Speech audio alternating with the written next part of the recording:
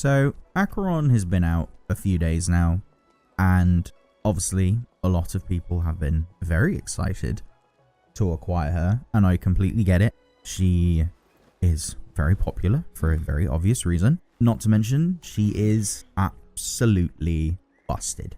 She is so insanely good.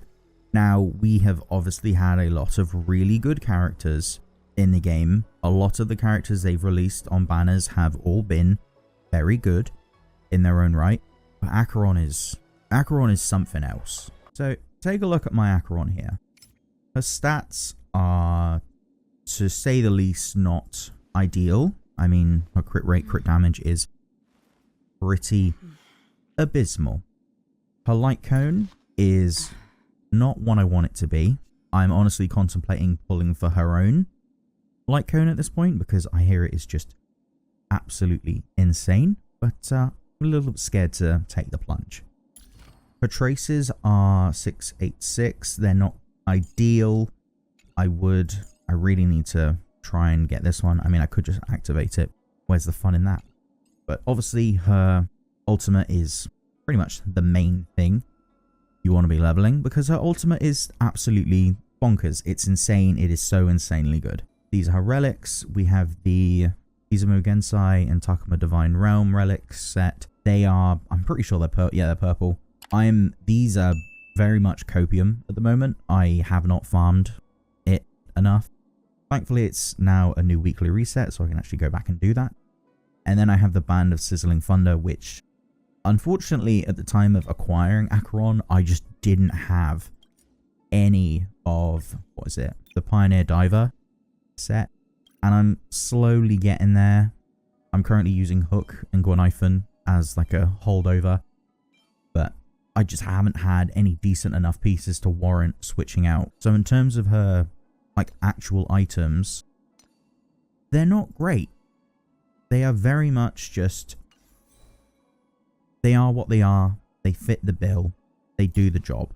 And then obviously she is E0 because I definitely cannot afford anything more. But even with how little sort of initial investment I put into Acheron, her damage is insane. She does pretty much double damage of the majority of my DPSs without even trying.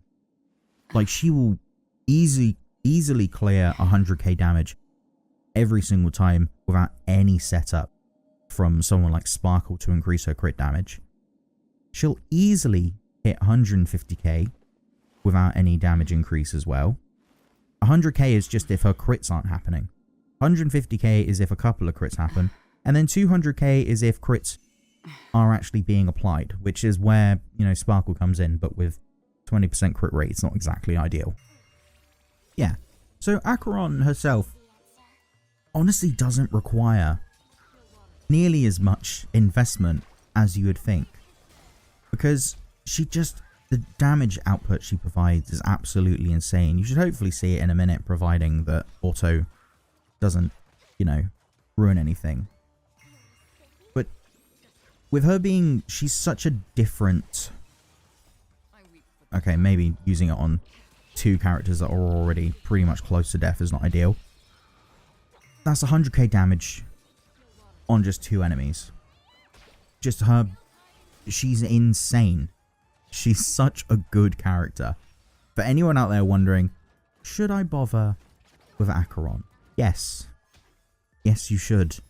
She's so insanely good. And you pair her up with a dot like Black Swan, who embarrassingly might die. You pair her up with a dot character, because dots are considered debuffs. So the way her ults work is whenever a debuff is applied, she gets a point onto her ult meter. Once you get 9, you can ult. So when you have someone that does dots, like Black Swan, that's a point. When you have someone like Kafka, who follows up and causes Spark, that's another dot. 120k. Almost no effort. You have someone like Kafka, she does follow-up, that's a Spark, that's another debuff. You can have a sustain like Gepard and have the light cone that burns when they take damage. That's another dot.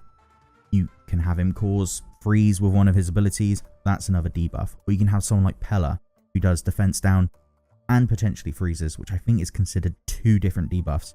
So that's +2 to her roll. It is literally just a numbers game. You don't have to build energy recharge whatsoever.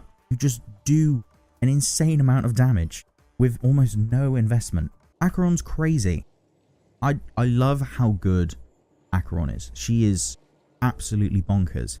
And then, just to like make things a little bit easier for everyone playing the game, they went and decided, hey, why not just give her an insta-kill? So if you're ever exploring in a new area and you honestly cannot be asked, if you cannot be asked to bother with fighting or going through auto battle, you can just play Acheron and just do this. And then you get all of their items. They really went and said, how can we make a character even more enjoyable to have on the day-to-day team? They just went and said, you know what, we'll give her an insta-kill for anyone that isn't considered an elite or a boss monster. It's just, she's so insanely good. She requires very little effort to get running. There's so many really good and useful supports for her that just make her even better.